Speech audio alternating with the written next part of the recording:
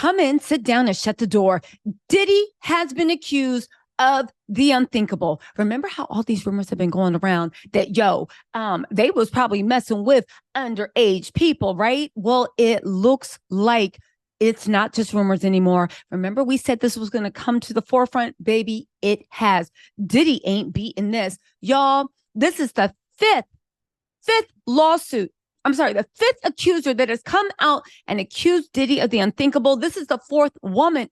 We can't even say it's woman. This is because she was a little girl when it happened. This is the fourth little wee one that accused Diddy of SA and doing the unspeakable. But guess what? The accusations are getting worse because she's saying that they gang raped her.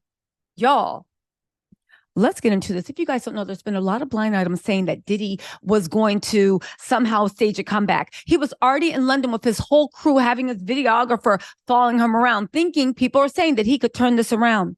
They have been, again, a lot of you guys have been telling me that they've been playing Bad Boy and Diddy music nonstop up in Canada, in California, all these places, which is weird because last time I checked, there was never a Bad Boy Christmas album. Last time I checked, but who knows, okay?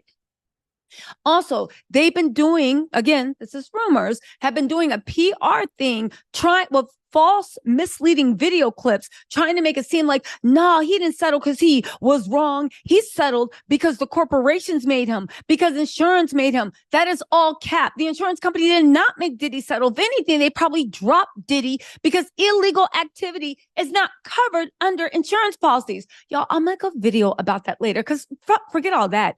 Let's talk about these groundbreaking accusations. This is the fifth person to accuse and name him. And wouldn't you know it? Now, you guys might be wondering, who are these people? First one was Cassie. Second one was a woman that accused Diddy of rape. Third one was a woman. One was 1991.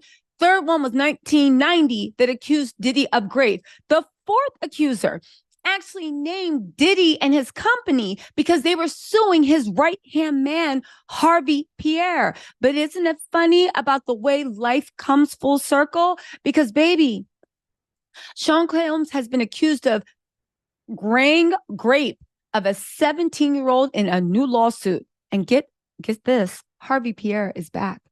The Jane Doe alleges Diddy, former Bad Boy president Harvey Pierre, and a third man trafficked and raped her at Diddy's New York recording studio in 2003. Now, let me just say this. Right when I left the headline, I said he did it.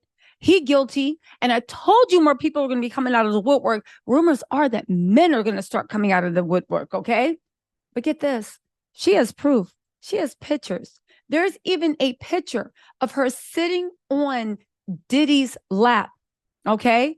And here's all I want to say. How could you explain away a high schooler sitting in his lap when he was already 35 at the time? Y'all, let's get into this. And I'm going to go live later to talk about it. Okay. Now, they said as a teen, she's a Jane Doe, first of all. Let's get into the story and there's details. Y'all ready for story time? Let's go. Sean Diddy, his longtime lieutenant Harvey Pierre, and a third unidentified man allegedly raped a 17-year-old girl inside Diddy's recording studio in Manhattan in 2003. Baby, I do want to say one thing. I do not believe that there is a statute of limitations for rape, and I do not believe that there is a statute of limitations in New York for if you are underage. I will Google that to check. If you guys know, please let me know in the comments. And please don't be like, what you talking about? She shouldn't have been fresh in that studio. Shut up.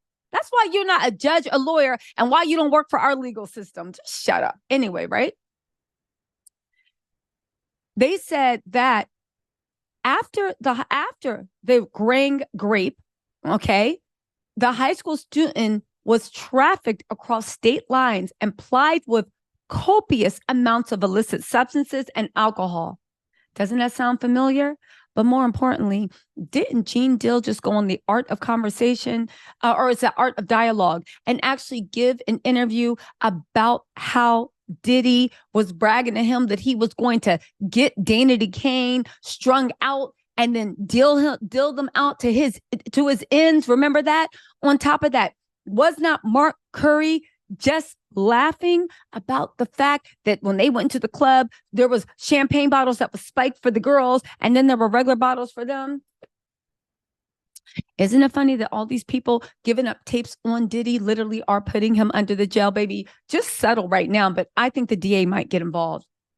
Diddy vehemently denied Jane Doe's allegations in a statement issued shortly after the lawsuit was filed. Of course, you vehemently denied.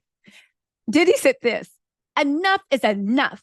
For the last couple of weeks, I have sat silently and watched people try to assassinate my character, destroy my reputation, and my legacy. Baby, you watched people. You actually paid out allegedly a $6-figure million deal. I'm sorry, 9-figure deal to Cassie. You sat back and watched. No, baby, you sat back and paid these last couple of weeks.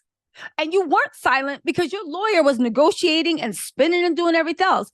So Cassie already assassinated your character, destroyed your reputation, and your legacy ain't happening. I don't care how many times they try to play a bad boy special Christmas inside Rite Aid, where I'm picking up some eggnog. And you know those little cookies that you put on the thing? What are the Keebler cookies that you just put on there and they got the little reindeer or the Christmas tree on them and you bake them for 20 minutes? Yeah, I don't feel like hearing a very special bad boy Christmas.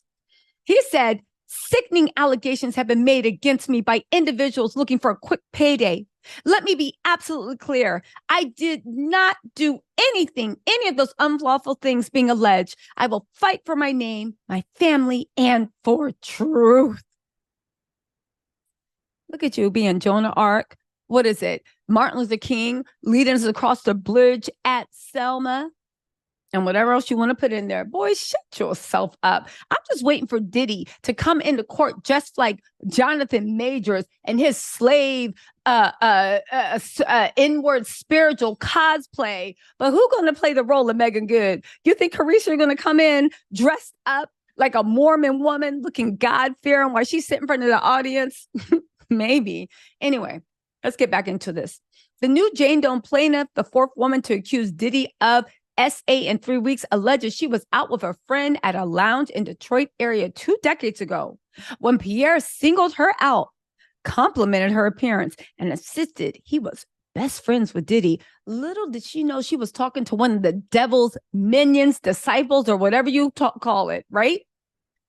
Pierre purportedly told the teen that Diddy would love to meet her and called Diddy on his phone so the music mogul could personally invite her on an impromptu trip to New York aboard a private jet.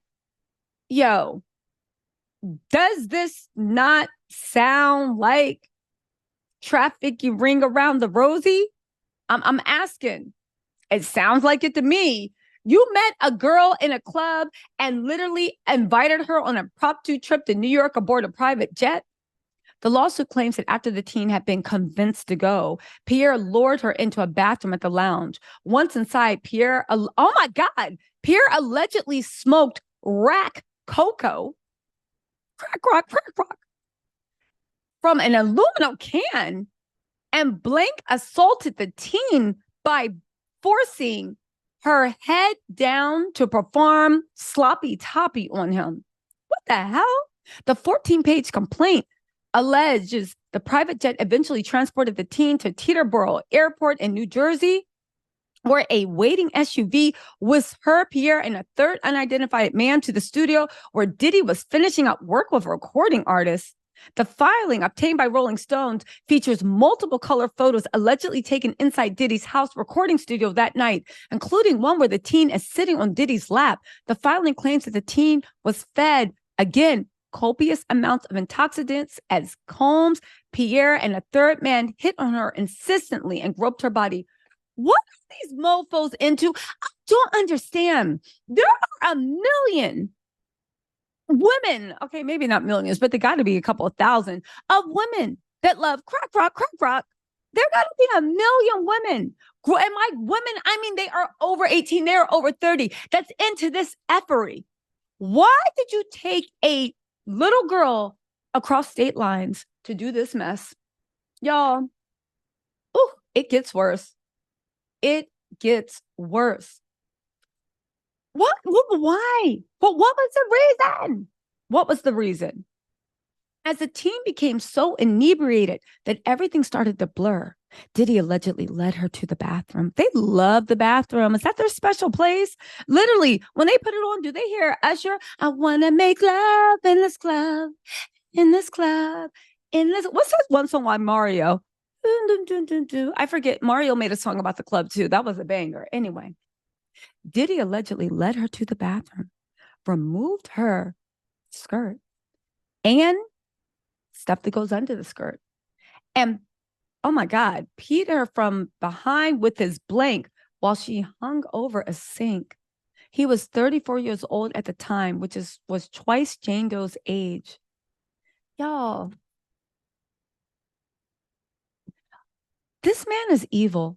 And don't come in my GG comments talking about what was she doing being grown? Shut up. She was being stupid, like all little kids are. That is why there are statutory laws, because even the law says that when you are under a certain age, you are dumb. Even though, and I don't care if you're like, well, I knew what I was doing. Good for you, Doogie Howser, MD. Good for you, baby Einstein. But for the rest of the people that were under 18, they had the minds of children, and that's why we treat them like children. I don't want any Doogie Howser. Well, when I was 17, baby, if you was as smart as you say you were when you were 17, why aren't you president? Why aren't you running a business? What the F are you doing in my comments? Flexing while you on your day shift to Rite Aid. It don't matter how smart you thought you were. Clearly, life showed you had a lot to learn. And how many Diddies actually took advantage of you? And I'm talking to the men and the women because you know Diddy. Okay, anyway. They said Doe did not consent to having blank with Diddy, but he continued blanking. At some point, he turned Miss Doe around to face him. He told her that he could not reach the big O and asked her to squeeze his blank as hard as she could to blank him off. He then turned her back around and continued to grape her.